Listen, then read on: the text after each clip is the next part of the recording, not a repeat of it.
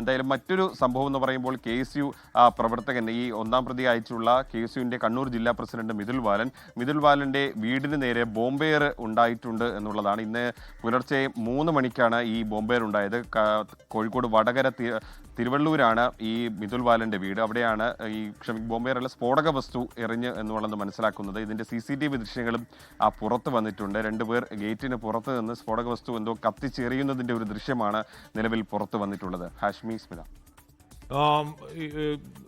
ബോംബാക്രമണത്തിൽ വീടിന് കാര്യമായ പരിക്കുണ്ടോ എന്ന് പറഞ്ഞാൽ ഇത് ദീർഘനാൾ തുടർന്ന് നിൽക്കുന്ന ഒരു സംഘർഷാവസ്ഥയിലേക്ക് പോകാനൊക്കെ ഈ ബോംബ് എറിയാണല്ലോ, ഗേറ്റിനപ്പുറത്ത് എറിയുന്ന ദൃശ്യങ്ങളാണ് പ്രേക്ഷകർ കാണുന്നത്.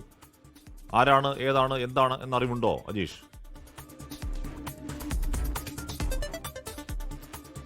നിലവിൽ അത്തരത്തിൽ കാര്യങ്ങളൊന്നും വ്യക്തമല്ല. കാരണം 2 പേര് ഗേറ്റിന് പുറത്ത് നിന്ന് എന്തോ കത്തിച്ച് എറിയുന്നതിൻ്റെ ഒരു ദൃശ്യം മാത്രമാണ്. അതായത് പുലർച്ചെ 2:30-ഓടെയാണ് ഈ സംഭവത്തിന് CCTVയിൽ സമയം കാണിക്കുന്നത്. ആരാണെന്ന് നിലവിൽ വ്യക്തമല്ല. ഈ പോലീസ് സ്ഥലത്തേക്ക് എത്തിയിട്ടുണ്ടെന്നാണ്, പരാതി കൊടുത്തിട്ടുണ്ടെന്നാണ് മനസ്സിലാക്കാൻ സാധിക്കുന്നത്. വീടിൻ്റെ പുറത്തെ ജനൽ ചില്ല് ചിലത് ഈ ആക്രമണത്തിൽ തകർന്നിട്ടുണ്ട്. എന്തായാലും ഈ ആക്രമണത്തെ KSUവും കോൺഗ്രസും അടക്കമുള്ളവർ അപലപിച്ച് രംഗത്ത് എത്തിയിട്ടുണ്ട്. കഴിഞ്ഞ ദിവസങ്ങളിൽ കണ്ണൂരിലും പലയിടത്ത് കോൺഗ്രസ് ഓഫീസുകൾക്ക് നേരെ ആക്രമണം ഉണ്ടായിരുന്നു. ഏതാണ്ട് 5 കോൺഗ്രസ് ഓഫീസുകൾക്ക് നേരെ ആക്രമണം ഉണ്ടായി. കൊടിമരങ്ങൾ പലയിടത്തും തകർക്കപ്പെട്ടിരുന്നു. എന്തായാലും ഈ സംഭവത്തിന് പിന്നാലെ പ്രതിഷേധമുണ്ടായിരുന്നു. ഈ പ്രതിഷേധത്തിന്റെ ഭാഗമായിട്ട് പലയിടത്തും ആക്രമണങ്ങളും ഉണ്ടായി. അതിന്റെ ഭാഗമായിട്ടാണ് ഈ സംഭവമെന്നാണ് കോൺഗ്രസ് ആരോപിക്കുന്നത്.